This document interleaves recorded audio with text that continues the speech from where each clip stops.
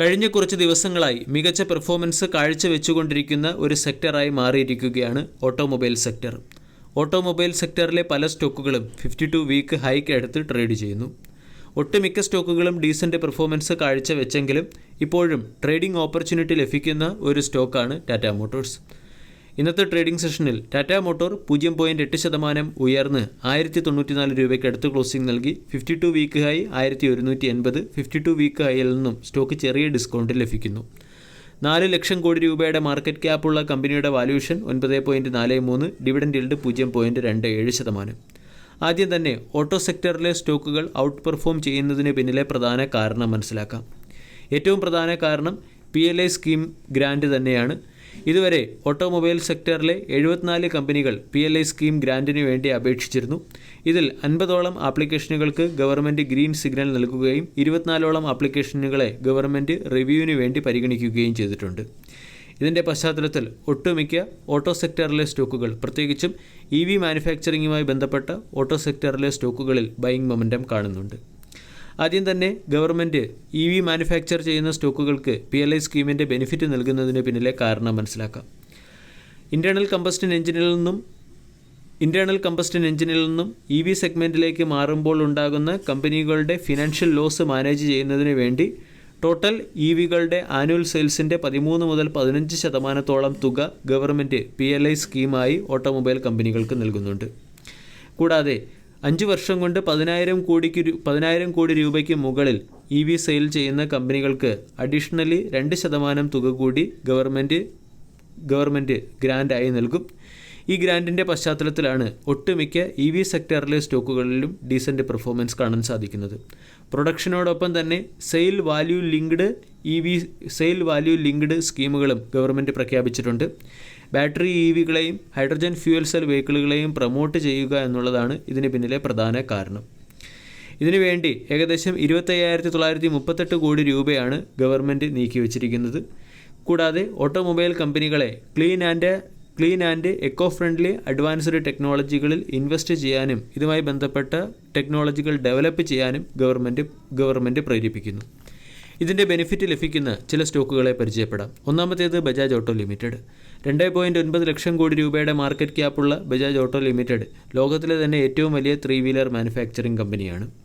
Bajaj auto limited recently 13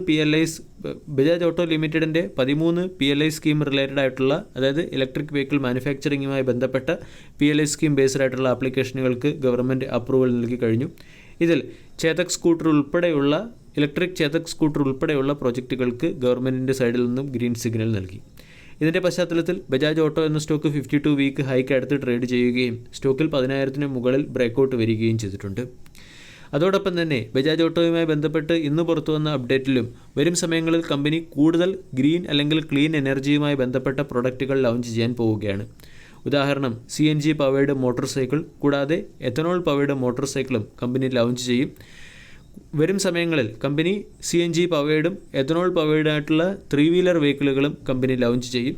കൂടാതെ Chetak electric platform അടുത്ത വർഷം മുതൽ ലഭ്യമാകും. ഇതുവഴി ഏകദേശം 10,000 EV വെഹിക്കിൾ പെർ മന്ത് എന്ന റേറ്റിലുള്ള സെയിൽസ് അച്ചീവ് ചെയ്യാനും കമ്പനി ലക്ഷ്യമിടുന്നുണ്ട്. ഇതിൻ്റെയൊക്കെ ബെനിഫിറ്റ് PLI സ്കീം വഴിയും കമ്പനിക്ക് ലഭിച്ചേക്കും. കൂടാതെ EVയുമായി ബന്ധപ്പെട്ട ടാക്സ് റിഡക്ഷൻ്റെ ബെനിഫിറ്റും ബജാജ് ഓട്ടോ എന്ന കമ്പനിക്ക് ലഭിക്കാൻ സാധ്യതയുണ്ട്. TVSൻ്റെ iQബുമായിട്ടുള്ള ഡയറക്റ്റ് കോമ്പറ്റീഷനിലാണ് ബജാജിൻ്റെ ചേതക് ഇലക്ട്രിക് സ്കൂട്ടർ വരുന്നത്. 2 വീലർ മാനുഫാക്ചറിംഗ് സെഗ്മെൻറ്റിൽ കമ്പനിക്ക് ബജാജ് ഓട്ടോ എന്ന കമ്പനിക്ക് 18% മാർക്കറ്റ് ഷെയറും 3 വീലർ മാനുഫാക്ചറിംഗ് സെഗ്മെൻറ്റിൽ 36% മാർക്കറ്റ് ഷെയറുമാണുള്ളത്. ഇലക്ട്രിക് വെഹിക്കിൾ മാനുഫാക്ചറിങ്ങിൻ്റെ ബെനിഫിറ്റ് ലഭിക്കുന്ന രണ്ടാമത്തെ സ്റ്റോക്ക് ടാറ്റ മോട്ടോഴ്സ് ലിമിറ്റഡ് ആണ്. 3.6 ലക്ഷം കോടി രൂപയുടെ മാർക്കറ്റ് ക്യാപ്പുള്ള ടാറ്റ മോട്ടോഴ്സിൻ്റെ 27 ആപ്ലിക്കേഷനുകളിൽ 15 ആപ്ലിക്കേഷന് ഗവൺമെൻറ് അപ്രൂവൽ നൽകി കഴിഞ്ഞു. 12ഓളം ആപ്ലിക്കേഷൻ റിവ്യൂ ഫേസിലാണ്.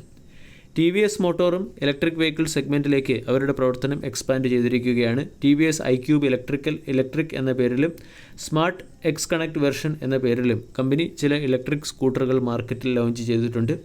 TVSൻ്റെ 5 ആപ്ലിക്കേഷനുകളിൽ 3 ആപ്ലിക്കേഷൻ റിവ്യൂ ഫേസിലും 2 PLI സ്കീമുമായി ബന്ധപ്പെട്ട ആപ്ലിക്കേഷന് ഗവൺമെൻറ് അപ്രൂവൽ നൽകുകയും ചെയ്തു. ഓല ഇലക്ട്രിക് മൊബിലിറ്റിയും ഇലക്ട്രിക് വെഹിക്കിൾ മാനുഫാക്ചറിംഗ് സെഗ്മെൻറ്റിൽ, പ്രത്യേകിച്ചും 2 wheeler 3 wheeler electric vehicle manufacturing സെഗ്മെൻറ്റിൽ PLI സ്കീമിൻ്റെ ബെനിഫിറ്റ് ലഭിക്കുന്ന ഒരു കമ്പനിയായി മാറിക്കഴിഞ്ഞു.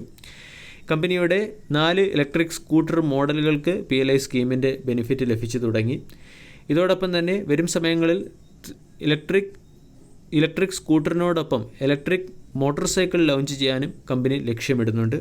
ഇതിൻ്റെ ബെനിഫിറ്റ് ഓല ഇലക്ട്രിക് എന്ന സ്കൂട്ടറിന് അല്ലെങ്കിൽ ഓല ഇലക്ട്രിക് എന്ന കമ്പനിക്ക് ലഭിച്ചേക്കും. Valuation point of view Ola electric എന്ന സ്റ്റോക്ക് ഒരൽപ്പം ഉയർന്ന വാല്യൂഷനിൽ ട്രേഡ് ചെയ്യുകയും ചെയ്യുന്നു. Trading point of view attractive ലെവലിൽ കാണുന്ന ഒരു സ്റ്റോക്ക് ടാറ്റ മോട്ടോഴ്സ് തന്നെയാണ്. Tata Motors higher high higher low രീതിയിലുള്ള ബുള്ളിഷ് കാൻഡിൽ പാറ്റേൺ ഫോം ചെയ്ത് ഇപ്പോൾ സപ്പോർട്ടിനടുത്ത് ട്രേഡ് ചെയ്യുന്നു. ടാറ്റ മോട്ടോഴ്സിനെ സംബന്ധിച്ചിടത്തോളം 1040 സ്റ്റോക്കിൻ്റെ ഒരു സ്ട്രോങ് സപ്പോർട്ടാണ്. 1100 റെസിസ്റ്റൻസ് സോണും. 1100 എന്ന റെസിസ്റ്റൻസ് മറികടന്നാൽ 1140, 1180,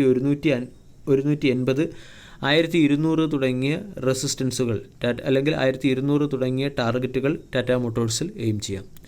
വീഡിയോ എല്ലാവർക്കും ഇഷ്ടമായി എന്ന് വിശ്വസിക്കുന്നു. Thank you.